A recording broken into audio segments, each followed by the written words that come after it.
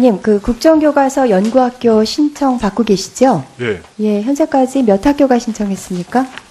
아직 신청이 들어온 학교는 없습니다. 원래 지금 방학 기간이 되어서 아마 학교 운영위원회를 구성하고 교사들의 의견을 수렴하는데 시간이 좀 걸리는 모양입니다. 그래서 조금 더 기다려봐야 확인이 될 것 같습니다. 네. 근데, 2월 10일 마감인데요. 일부 지역에서는 국정교과서 연구학교 신청하도록 일선 교육청과 그 학교 재단이 나서서 총력을 다하고 있다. 이런 제보들이 쏟아지는데 교육부에서 파악하고 있는 거 있으십니까?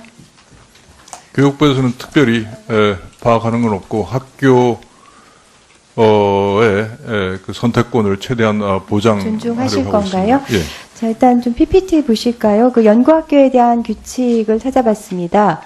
그 4조에 따르면은요, 연구학교는 학교의 연구 수행 능력 및 연구 계획 등을 고려하여 결정한다고 되어 있는데요.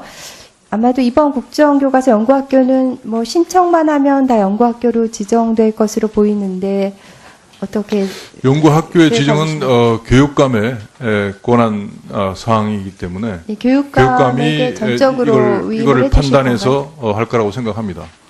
예, 지금 그러니까 교육부에서 명시적으로 밝히고 있지는 않지만 지금 언론 보도를 통해서 또 일선 학교들이 받고 있는 메시지는 일단 신청만 하면 다 받아준다. 그리고 또 가산점도 모두 다 받을 수 있다. 이렇게들 이해를 하고 있습니다. 근데 이전 전례를 보면요. 작년에 2015 개정 교육과정을 적용한 학교교육과정 편성 운영 연구학교 이 이제 굉장히 이번과 유사한 경우인데요. 시도별로 선정된 학교는 이제 한 개교에서 세 개교 정도고 이때는 이제 경쟁을 거쳐서 선정이 됐었는데요.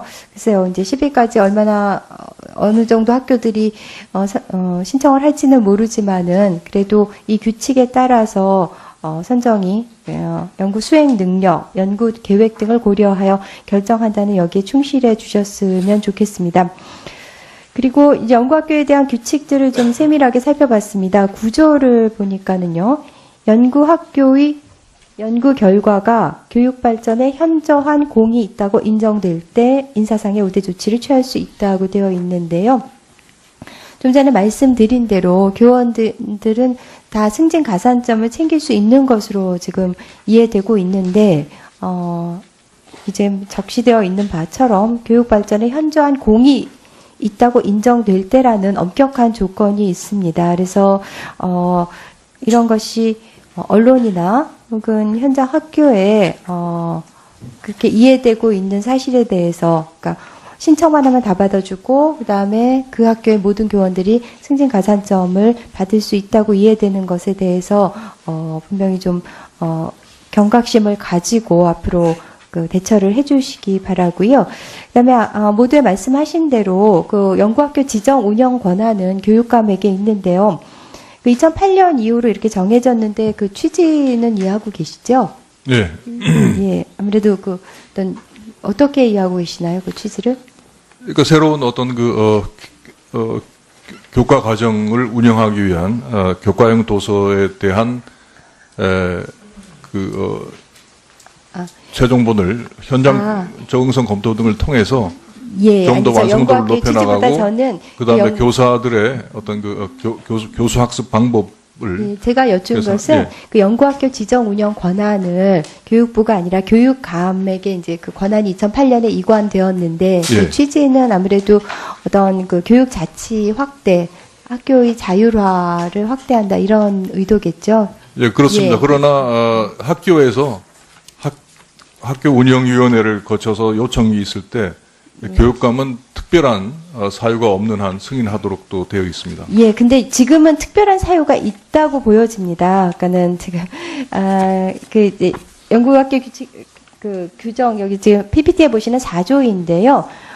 교육감은 특별한 사유가 없는 한 요청에 응해야 한다. 이제 그 교육부에서 지정 요청을 할 수 있고 특별한 사유가 없으면 요청에 응해야 된다고 하는데 현재는 특별한 사유가 있죠. 그 국회에서 국정교과서 폐기 촉구 결의안도 통과돼 있는 좀 특수 상황이기 때문에 이 부분에 대해서는 좀 해석에서 좀 주의가 필요할 것 같습니다.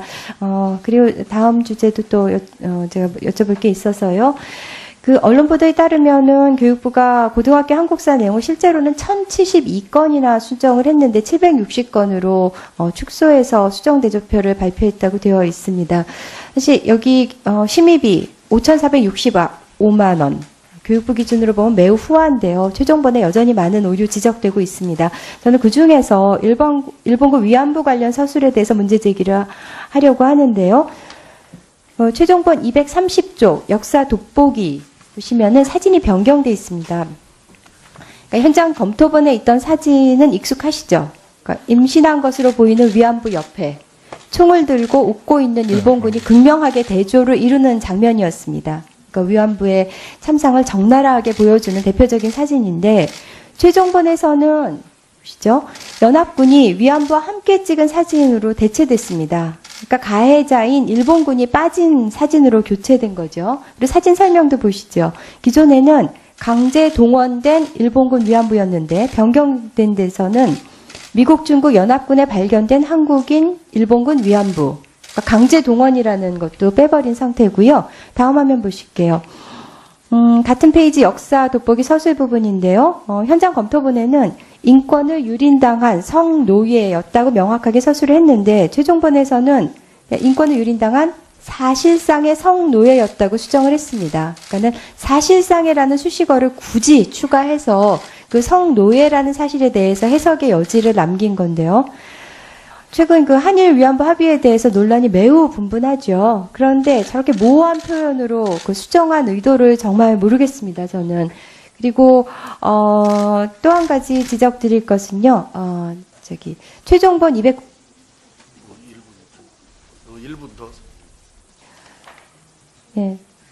최종본 291쪽 서술에 보면은 일본군 위안부 강제 연행이라는 표현이 있습니다. 근데 연행의 뜻이 뭔가요? 통상적으로 피의자를 체포해서 경찰서로 데리고 가는 것을 뜻하죠. 근데 이렇게 연행이라는 표현을 써서 위안부를 마치 피의자인 양 서술하는 거 적절하지 않다고 보시지 않습니까? 어떠십니까, 교육부 장관님?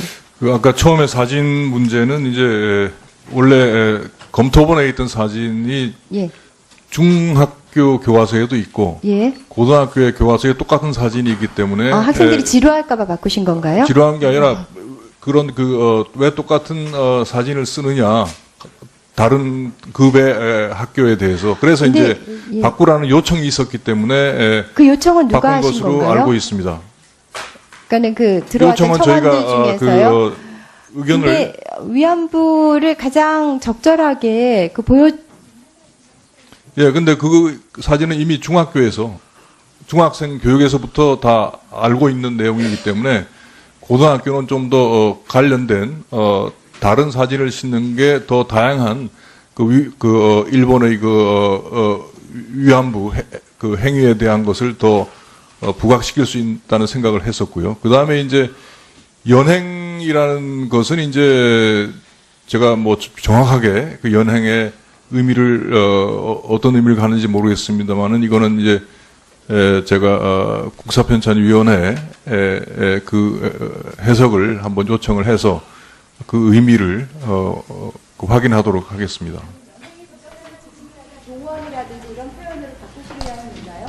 지금 현재 지속적으로 그러한 오해 소지가 있는 표현들에 대한 시정 요구가 있고 거기에 대해서 계속 수정을 하고 있는 것으로 알고 있습니다.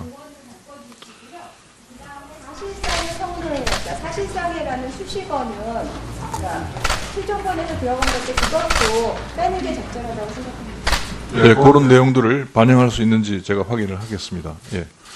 장관님, 이게 언제까지 이게 수정이 가능한지요? 지금 그러니까 수정은 3월달 배포를 사실상 하시는데 그 연구학교를 지정해서 내년 올 10월까지 계속 수정을 해 나가야 됩니다. 그러니까 이전에도 검정 체제에서도 검정 교과서의 내용이 3년간에 걸쳐서 그러한 현장에서의 교육 과정에서 오류들이 발견이 돼서 수정을 해 왔던 것으로 알고 있습니다. 그러면은 일단 연구학교 운영 과정에서 수정하는 것은 수정하더라도 예. 현재로서는 확정이 다 된 겁니까 이제? 아닙니다. 인쇄에 들어가기 전에 수정할 수 있는 여지는 있는 것으로 알고 이게 있습니다. 언제 인쇄가 들어가는 거예요? 인쇄에 들어가는 시점 그게 날짜가 정확하게 2월 15일이라고 합니다. 그러면은 2월 일주일 남아 있습니다. 예.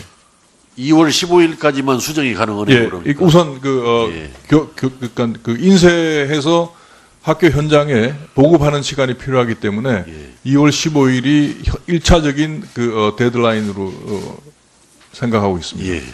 자, 다음에는 이종배 위원님 질의해 주시기 바랍니다.